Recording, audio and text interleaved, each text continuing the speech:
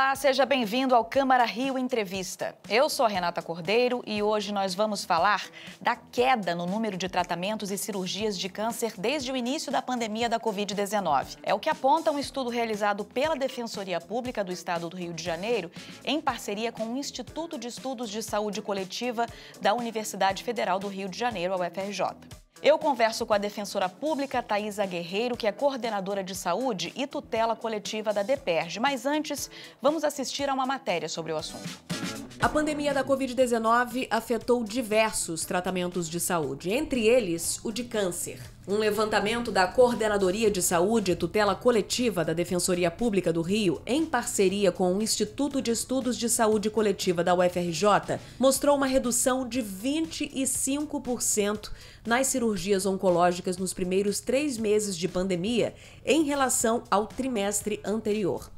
Os dados foram levantados por meio de um questionário enviado às unidades da rede de alta complexidade em oncologia do SUS do estado. Os tratamentos de câncer, com exceção de radioterapia e quimioterapia, também caíram quase o mesmo percentual, 24,8%.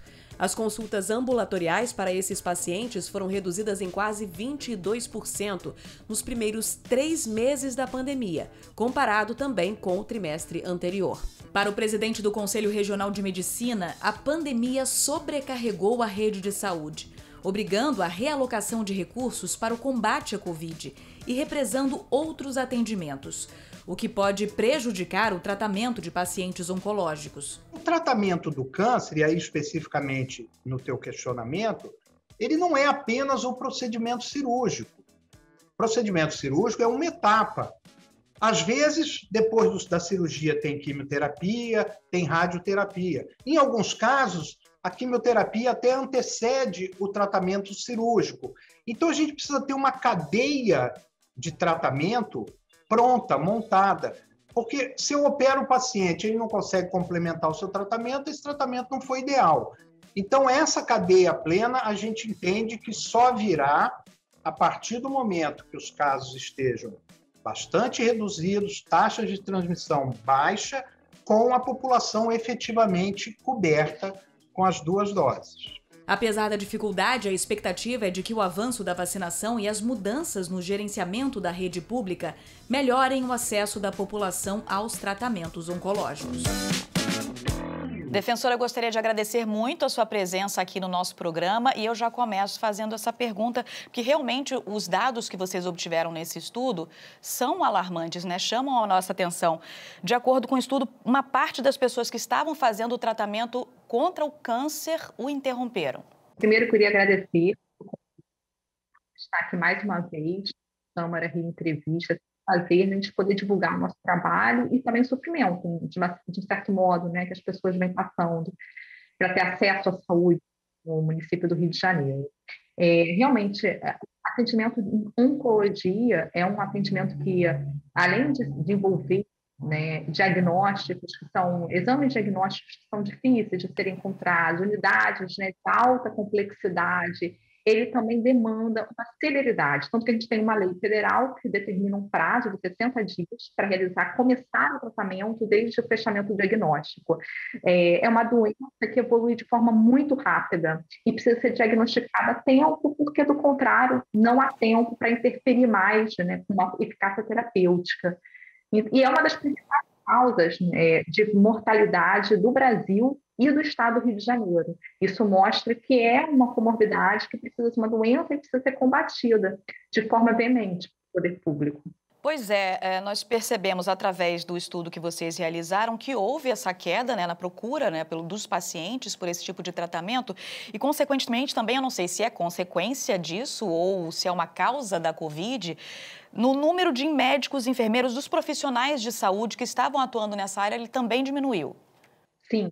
Essas unidades, elas são essencialmente federais, as localizadas no município do Rio, unidades que tratam, né, de atenção que a gente chama de alta complexidade em oncologia. Elas já vinham sofrendo historicamente com uma queda no número de recursos humanos, em função da ausência de novos recursos. Tivemos até a Defensoria Pública da União até precisou atuar para interferir na situação da contratação temporária, houve até um risco de se perderem todos, né, os profissionais que eram contratados temporariamente, e a pandemia agravou essa redução do quadro de recursos humanos, porque os profissionais, primeiro, há uma necessidade de distanciamento social, então nem todos podem ir trabalhar ao mesmo tempo, né, em razão mesmo do distanciamento que os cuidados contra a Covid, prevenção à Covid nos impõem, e segundo, porque os próprios profissionais adoeceram. Muitos pegaram a doença, precisaram se afastar, os protocolos também exigem, né, o afastamento quando você já tem sintomas. Então, isso tudo colaborou. A Covid, de uma maneira geral, né, como em relação a toda a rede de saúde. Então, aqui na oncologia, ela também escancarou e agravou as deficiências que já existiam no Sistema Único de Saúde. Defensora, nós percebemos também, com menos pacientes, menos profissionais, também houve uma diminuição no número de encaminhamentos, não é? Pacientes, de repente, novos que poderiam ser encaminhados para começar um tratamento, também houve uma redução. Isso, tá? Além dessa redução do número de profissionais para atender os pacientes que chegassem, a gente viu também uma redução no número de chegadas de novos pacientes. Isso por inúmeros fatores, né? O primeiro fator foi que a pandemia, com a eclosão da pandemia, de uma maneira geral, as pessoas ficaram em casa, ficaram com medo de sair para procurar os atendimentos, seja na rede de atenção básica, seja na de emergência, porque a primeira recomendação foi, né, se você não tivesse com falta de ar, fique em casa. A gente lembra muito desse momento, né? E as pessoas com medo de se contaminarem nas unidades ficaram em suas residências. Então, isso já diminuiu a procura como um todo nas unidades de saúde, inclusive na própria defensoria. Nós tivemos uma redução de demandas de pessoas buscando atendimentos de saúde, foi de uma forma generalizada. Mas tivemos outros fatores que contribuíram para isso.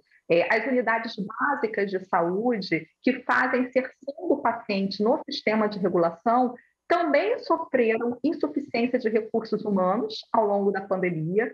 Isso reduziu o número de profissionais reguladores, né, que solicitam a inserção desses pacientes no sistema de regulação.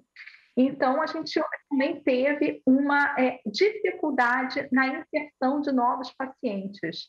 Houve a redução também do número de exames de diagnóstico, também, essencialmente, né, que são regulados ofertados pelo município do Rio de Janeiro. Isso também dificultou com que as pessoas tivessem o seu diagnóstico fechado para, então, serem encaminhadas para uma unidade especializada em câncer. Ou seja, foi uma série de fatores que, associados, né, reduziu, impossibilitou, dificultou que o paciente saísse da sua casa, unidade básica de saúde, e chegasse lá nos hospitais federais. Ou seja, nós percebemos então que a pandemia criou uma espécie de um efeito em cascata, né? Menos pacientes, menos médicos, menos encaminhamentos, enfim. E a pesquisa detectou também, defensora, a falta de medicamentos, né, para o tratamento, né, que implicou até numa mudança de protocolo. Eu gostaria que a senhora falasse um pouco mais sobre isso.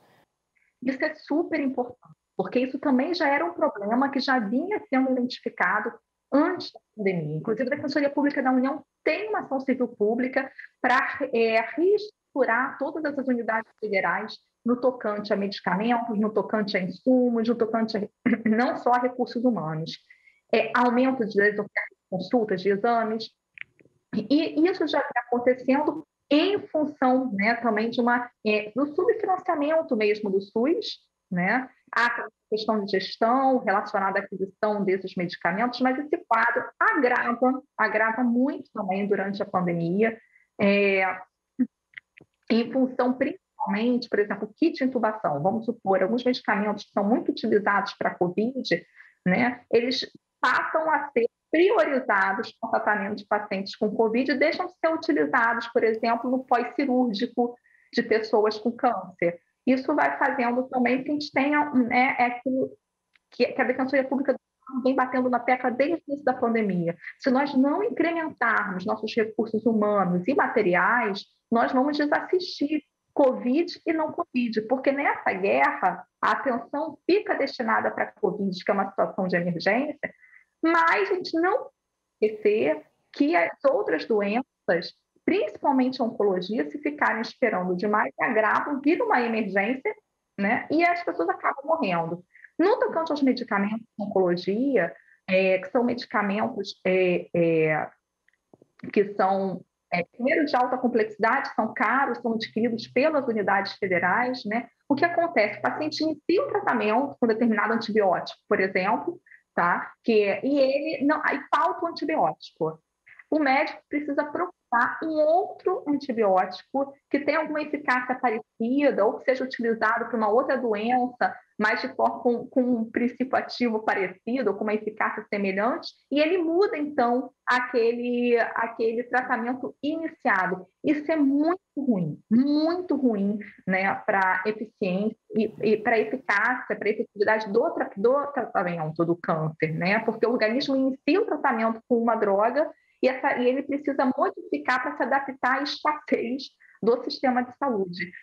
Então, isso realmente para tratamentos com câncer, isso vem acontecendo, já vinha acontecendo antes da pandemia, mas realmente a gente vê também que, novamente, também esse aspecto, a Covid agravou a situação para os pacientes com câncer. Daqui a pouco a gente continua essa nossa conversa, porque o Câmara Rio Entrevista vai para um rápido intervalo, mas a gente volta já, não sai daí.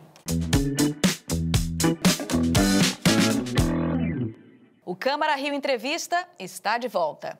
E hoje nós estamos conversando com a defensora pública Thaisa Guerreiro. O tema é a redução da busca por tratamentos quimioterápicos e cirurgias durante a pandemia.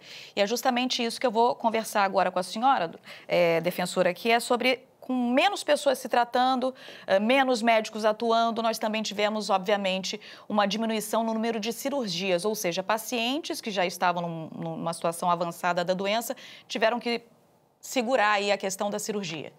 Isso, né? Isso em função de alguns outros aspectos também que a gente tratou no bloco anterior, também colaboraram. A insuficiência, a queda no número de recursos humanos, anestesistas, por exemplo, leva a uma redução do número de cirurgias. A redução dos medicamentos, e no caso das cirurgias, isso foi diretamente impactado pela Covid, porque muitos dos medicamentos que os próprios profissionais que operam ficaram muito focados no tratamento à Covid. Né? E, por exemplo, os medicamentos do kit de intubação, que servem para intubar um paciente, para anestesiar um paciente, que são muito comuns no tratamento de Covid, são essenciais na realização de cirurgias e no pós-cirúrgico. Então, e também para o tratamento de pacientes em UTI. Com oncologia.